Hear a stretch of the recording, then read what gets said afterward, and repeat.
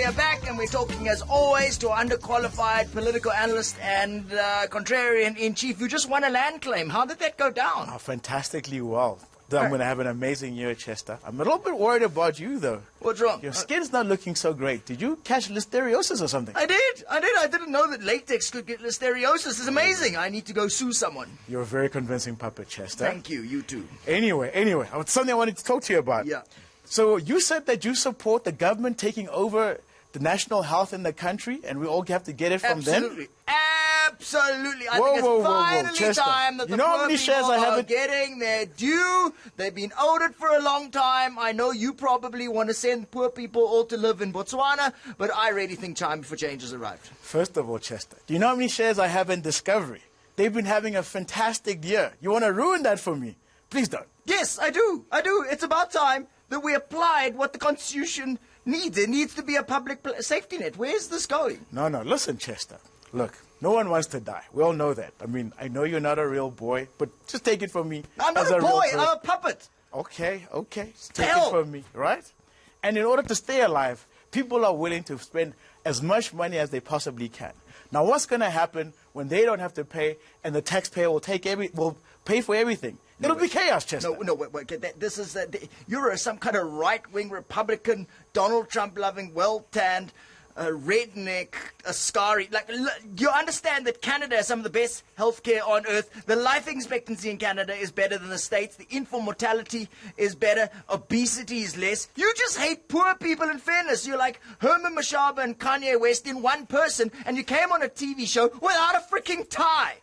Nyeh about ties in Canada, Chester. Here's the truth, Chester. You know what South Africans love to eat more than anything? Russian and chips and gortas. I know you and your handler are from Cape Town where you don't have those things, but I believe you guys have a thing called the Gatsby there, which is similarly as disgusting, right? You think that those people should have free health care? They can't even look after themselves, Chester. Okay, let's start off the fact that Gatsbys are not disgusting. They are wonderful food from heaven. Second of all, inequality and health are totally connected, Ray Food. Do your research. Poor people eat food because they're poor and can't get access to decent food. That's part of the problem. Why are you ignoring it? Chester, eating healthy is a choice that everybody can make.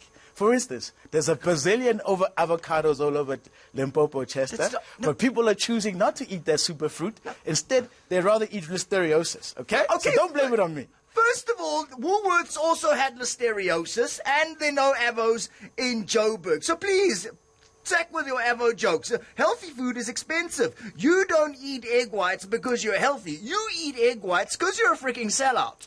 Look, Chester, I don't like paying 50 Rand for an avocado at Woolworths as much as this next man, okay? They're not 50 Rand. I hate it. I don't know. Someone is fleecing you. Whatever Woolworths, they're like 35, but it's fine. You believe the world you believe. The truth is, Chester, if the people of Limpopo were more serious in cultivating avocados and getting them all around the country instead of being interested in the lightning arts, we wouldn't be having this discussion right now. Can you please stop stereotyping Limpopo? Those people are awesome, and they're not weird and strange like you're making up. Besides, if you piss them off, they'll use their magic to curse us.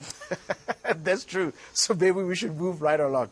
But the two main diseases that South Africans suffer from, Chester, are sugar and high blood, right? Basically, diabetes and high blood pressure, Chester. Yeah. And the other half of them are people who overweight. Do you know what the average BMI in South Africa is, Chester? No, what's it? I can tell you. It's mash and gravy. Okay, all right, enough. The health minister, Ermotsaledi, is including a public awareness about healthy eating. They're trying to tax sugar and deal with salt. The minister's dealing with this. I mean, quite frankly, when we give the Northern Cape back to Namibia so we can pay off Eskom, I hope you go with it. Look, Chester, all I'm saying is I know medical aid is expensive, but I like it. When I'm sick, I want to go to sleep in a clean bed and not in my own mess, okay? Can I just have that? What are you doing in your bed? Like what? That's sick, disgusting. Chester. Don't you understand how that works? What are you doing in your bed? I'll just be sleeping. You're embarrassing. I don't understand. No wonder you don't have a tie. You forgot to clean it. You know, we need to fix the private. We need to fix this. The private system itself is broken. It's overcharging, and you probably want less regulation. You know, sometimes I wonder if Helen Zilla's your mom, and then they did a genetics job. Look, Chester, we already live in one of the most heavily taxed country on earth, right? And now government wants to take away our health care that we're providing for ourselves, Chester. You don't make the weak strong by making the strong weak. What the hell does that mean? You That's don't not make the how it weak. No, works. just wait. I'm sorry, South Africa. I just need it. You don't make the weak strong by that is the most classist. First of all, one of the top 5. We're not even close to one of the top 5 tax burden places in the world.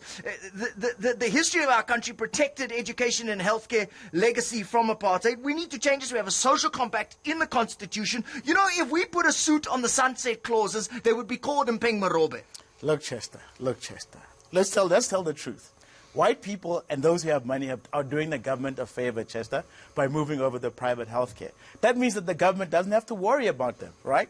They don't have to worry about rich people's diseases like gout or lactose intolerance. I mean, there's no one in the townships who has lactose intolerance. Everybody drinks mush. That's right? not true. There are And plenty of people in the township. have you ever heard of anybody in the township with a peanut allergy? Dude, come on. Dude, plenty of people in township have allergies. Plenty do. There are lots of people. Have you heard Gwede Mantashe talk? Peanut allergy, clearly. I think DJ Spoo's got an allergy to his own drink. That's why he talks like that. South Africa is the only country where our own government ministers use our own healthcare, Chester, and even other African leaders come here. It's already a slippery slope. I mean, in the last year, David Mabuza and Jacob Zuma have gone to Moscow for treatment, Chester. It's a slippery slope. Next thing you know, I'm going to have to go to Maseru for my vasectomy. And you might have to go to Disneyland for your plastic surgery. Now, I really do go to Disneyland for my plastic surgery. They've got very good plastic surgeons there. But you've got to deal with the fact that public healthcare is working for many people, although there are problems. I mean, Jacob Zuma has his own healthcare facility at Nkandla. It's not Netcare, it's Net Zuma. I think I can summarize my feelings like this, Chester. Right?